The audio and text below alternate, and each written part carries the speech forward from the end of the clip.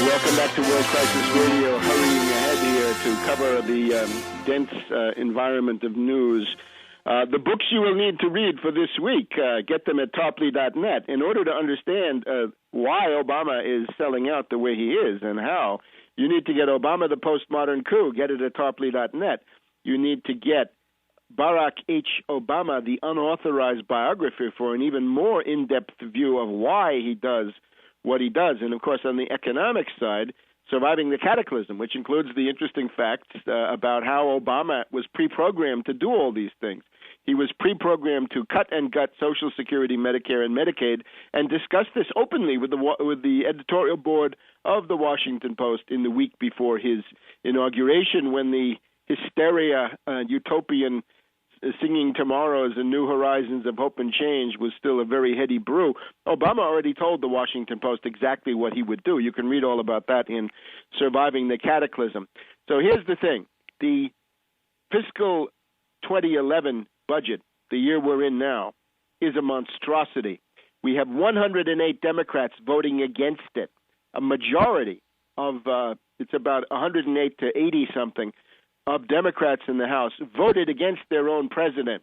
And the only way this passed was that Boehner had to appeal to Steny Hoyer, the House number 2 Democrat, the centrist, as they call him, right-wing Democrat, to deliver 80-plus votes to save the reactionary Republican program.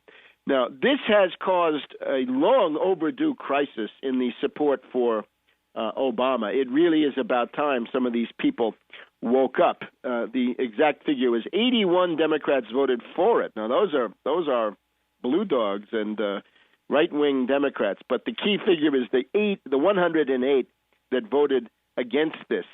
Barbara Lee, left-wing Democrat in the House, says that Obama's budget, what he just proposed, along with Boehner and Reid, is a Tea Party checklist targeting programs that are vulnerable. It is shameful. It is a moral disgrace. Well, of course, that's Obama's shameful moral disgrace. We've also got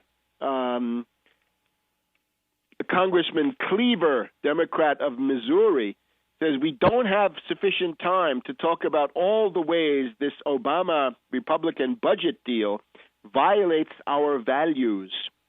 We have Representative Luis Gutierrez of Illinois on a nationwide tour to try to organize grassroots pressure on Obama to reduce the level of ICE raids against undocumented foreign workers. And the most interesting of all, an unnamed Democrat speaking to the one of the journalists says, "We're disappointed. We're embarrassed. How do we replace him? How do you get rid of this guy?"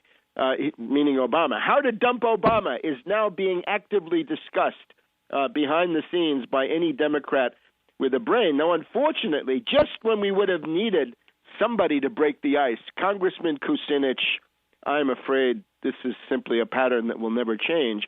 Congressman Kucinich rules out any challenge to President Obama. He won't run. Well, we need somebody to run. And even Kucinich, with all of the baggage that he brings, that would have been a positive step, and it would have been warmly greeted here.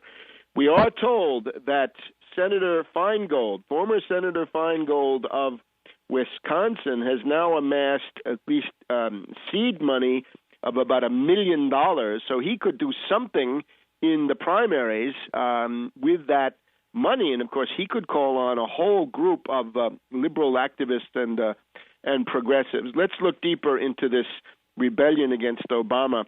One key moment of the negotiations, the haggling between Obama and Boehner, and that's really what it came down to, was the question of abortion in the District of Columbia. Of course, this is a key Democratic Party value. Universal availability of legalized abortion. Whatever you think of this, let's just see what it means politically for Obama. At a certain point in these haggling talks, Obama leans over to Boehner and says, "John, I will give you D.C. abortion," even though I don't like it, of course. But that's what he said about the Bush tax cuts back in December, this is now Obama's refrain. Oh, I will give you whatever you want.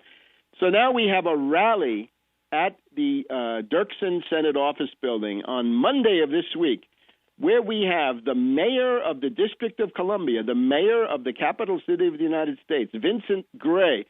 Vince Gray defeated an Obama clone, Fenty, to become the mayor. We covered this at the time. He was joined by the chairman of the D.C. City Council, Kwame Brown, plus many members of the D.C. City Council. And most of these political leaders are black. They are African Americans. And they're out there attacking Obama in the following terms. An organization called D.C. Vote, the head of this, Ilir Zherka, asks the crowd protesting the budget, is D.C. the president's to give? Does he own us? No, says the crowd. Then we have a member of the city council, Bowser, says the women of the District of Columbia are under attack. I've got to tell you, I'm disappointed in my president, says this black politician, and says to Obama, if you don't choose us, we won't choose you.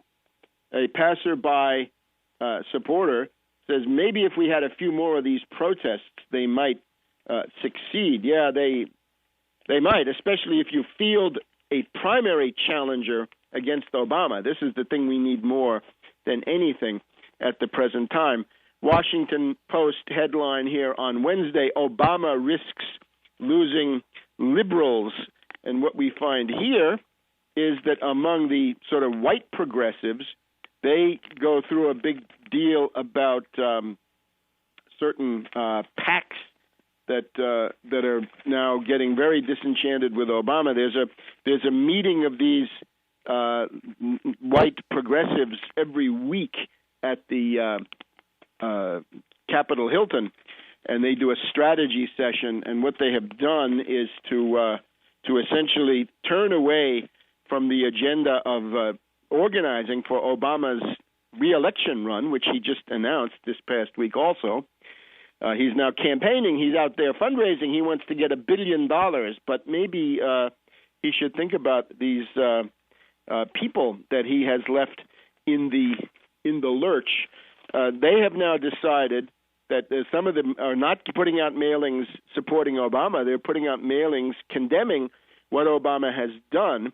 And the PCCC, I forget what this stands for, but this is one of your main left liberal groups. The PCCC says that if Obama doesn't pull back, and he didn't, so they should now activate this, on the budget for fiscal 11, that they will not give money to Obama, and others say we may vote for Obama, but we will not organize. There will be no enthusiasm. Well, if you're going to do all that, that's sort of cutting off your nose to spite your face. If you're going to turn away from Obama, you better find somebody to replace him. We urgently need a candidate to oppose Obama in the Democratic primary. This is a world historical question of the greatest magnitude. We'll be back in a minute on World Crisis Radio.